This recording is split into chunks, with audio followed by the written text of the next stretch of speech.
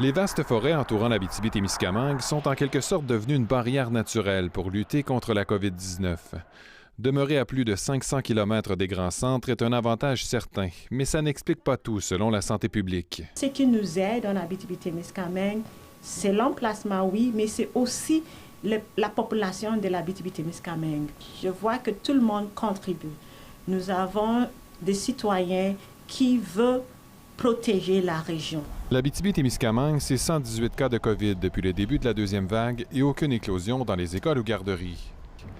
Le mouvement anti-masque a eu bien peu d'ampleur et les mesures sanitaires sont respectées par la majorité des gens. Malgré la pandémie, l'économie se porte bien. Le moteur économique de la région, ce sont les mines. Ouvrir la bouche avec la langue en arrière, s'il vous plaît. Et les entreprises ont pris les grands moyens pour lutter contre la pandémie. Certaines minières se sont même dotées de leur propre laboratoire de dépistage. Ils peuvent donc tester leurs employés et recevoir les résultats en moins de 12 heures.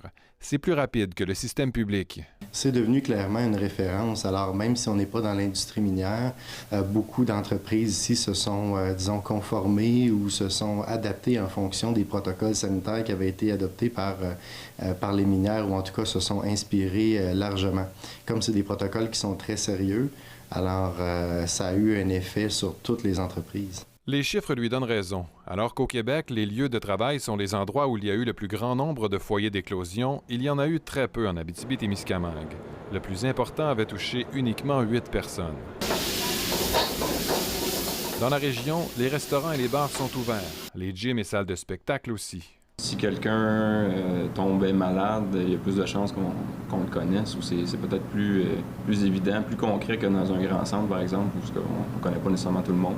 Je te le dis, c'est vraiment la sensation de tout appartenir à une communauté. On n'est pas beaucoup de monde, on n'est pas beaucoup de personnes qui restent à Rouyn-Noranda.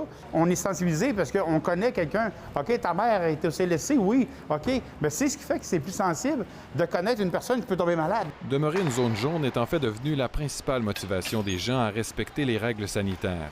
Certains le font aussi pour les enfants. La très, très grande majorité des parents sont prêts à le faire pour justement que leurs jeunes puissent continuer à jouer au hockey.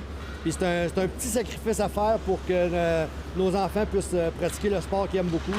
L'Abitibi-Témiscamingue a pu tenir dernièrement quelques festivals, dont le FME et le Festival international du cinéma. Les artistes sont aussi de plus en plus nombreux à venir dans la région. Même l'humoriste Mike Ward y enregistre ses balados devant public. La période des fêtes pourrait bien être cruciale avec le retour des étudiants et la venue possible de visiteurs.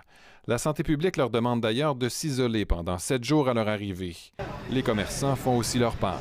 Nous autres, entre autres, une grosse décision qu'on a prise, c'est de fermer pendant les fêtes. C'est la première fois qu'on fait ça en 10 ans. J'arrête de vendre des abonnements d'un mois dans le temps des fêtes. On ne veut pas avoir des gens qui viennent de l'extérieur. Se maintenir au palier jaune est une source de fierté et de motivation pour les gens de l'Abitibi-Témiscamingue. Malgré la hausse du nombre de cas ailleurs au Québec, ils souhaitent que ce système de palier soit maintenu.